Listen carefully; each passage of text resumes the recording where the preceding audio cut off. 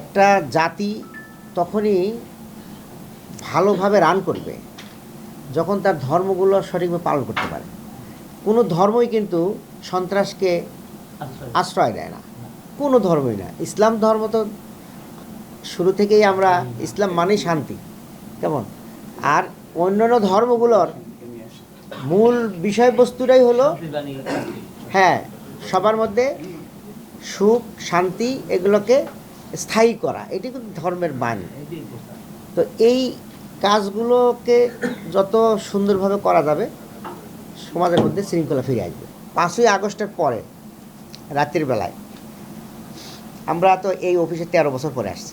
13 বছর আমাদের এগুলো সব করেছিল, ধুলা দিয়ে একদম আমরা কোন রকম ঠেলে ঠেলে উঠলাম। 5ই আগস্টে মাগরিবের নামাজ পড়ছি আমরা এই অফিসে এসে, এই আমাদের নেতৃবৃন্দ সহ আমরা একদম সরাসরি শহীদ মিনার থেকে এখানে চলে আসছি। 5ই আগস্টে দুপুর থেকে আমরা ঢাকা বিশ্ববিদ্যালয় শাহবাগ থেকে শহীদ মিনার হয়ে আস্তে আস্তে আস্তে আমরা মাগরিবের নামাজ এসে এখানে পড়ছি। তো এরপরে আমরা কেন্দ্রীয় অফিস সেন্ট্রাল অফিসে গেলাম মগবাজার।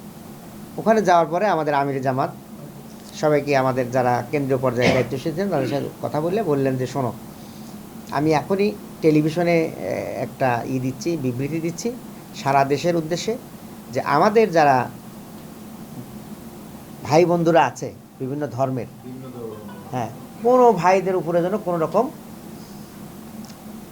অন্য দৃষ্টির কারণ না থাকে, তোমরা এটা পাহারা দিবা। উনি টেলিভিশনে একটা বিবৃতি দিয়েছেন, পেপারে বিবৃতি দিয়েছেন, আর আমাদেরকে উনি বলে দিয়েছেন। সারা দেশের জেলা মহানগরীতে উনি মেসেজ দিয়ে দিয়েছেন। এবং আপনারা জানেন আপনাদের ঢাকেশ্বরী মন্দির, তারপর আমাদের এই রমনা কালী মন্দির, সব জায়গায় আমরা কিন্তু খোঁজখবর রেখে পাহারা রাখছি। একটা পর্যায়ে 8 তারিখে যখন সরকার বসে গেল তখন উনি আমাদের এই আপনাদের নেতৃবৃন্দের কাছে মেসেজ দিলেন যে এখন তো সরকার এসে গেছে, এখন তো বেসরকারি লোক থাকা ঠিক হবে না, কারণ মসজিদ যদি পাহারা দিতে না হয় তাহলে মন্দির কেন পাহারা দিতে হবে?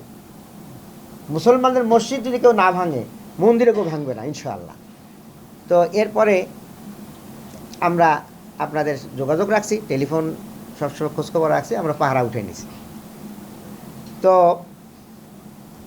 গত বছরেই আমার মনে হয় আপনাদের পূজাগুলো দীর্ঘ সময়ের পরে একটা ভালো ধরনের আনন্দ পায়। এরপরেও মনে হয় টুকিটাকি 2-1 জায়গায় হয়েছে। তো আমার বিশ্বাস যে এরকম মনে হয় যে এটা নতুন একটা পালেন। এবছর আমরা আশা করছি আরও সুন্দর হবে, কেমন। তবে একটু আছে যে আপনার যিনি ভারতে আছেন উনি তো বসে নাই, অনবরত উনি কাজ করতেছেন, কেমন। এখানে বসে থাকলে তাও তো আপনার মেট্রো রেল করার চিন্তা থাকে, তারপরে আরও অনেক কিছু করার চিন্তা করেছিল, এখন তো সেগুলোও নাই। তাহলে এখন শুধুমাত্র নেগেটিভ কাজ ছাড়া ওনার কোনো কাজ নেই, ভালো কোনো কাজ তার মাথায় এখন নাই।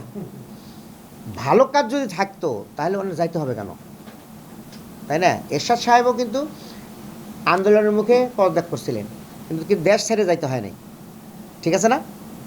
এরশাদ সাহেব আন্দোলনের মুখে পদত্যাগ করছেন কিন্তু দেশ ছেড়ে যাইতে হয়নি, কিন্তু উনি আন্দোলনের মুখে দেশ ছেড়েই চলে গেলেন। তার মানে কি এত ভালো কাজ করছিলেন উনি যে উনি থাকার সাহস পায় নাই।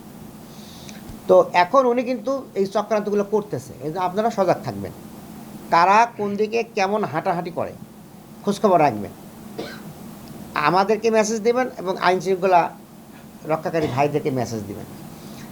তো পুলিশকে আগে দিবেন, এরপরে সেনাবাহিনীকে দিবেন, হ্যাঁ, পাশাপাশি আমাদেরকেও দিবেন। আমরাও সেনাবাহিনী সহ সবাইকে নিয়ে যেন আমরা হাজির হতে পারি। আমরা নিজেরা আইন হাতে তুলে নেব না, এবং আপনাদেরও নেওয়ার দরকার নেই। আইনশৃঙ্খলা রক্ষার বাহিনী যেহেতু আছে তারা দেখবে এবং তাদেরকে দিয়ে আমরা দেখাবো, কেমন। তবে আশা করি অত সাহস পাবে না। তারপরেও যেহেতু পরশু দিন সে এসে আমরা আমাদের এই যে পল্টনে মেট্রো রেলের নিচে কোনো এক জায়গায় 3টা ককটেল ফাটায় চলে গেছে, বলেন দিনের বেলায়। তো এইরা যদি দিনের বেলায় করে রাতের বেলায় কোনো একটা অপকর্ম করতেও পারে, এই জন্য সজাগ থাকবেন সবাই।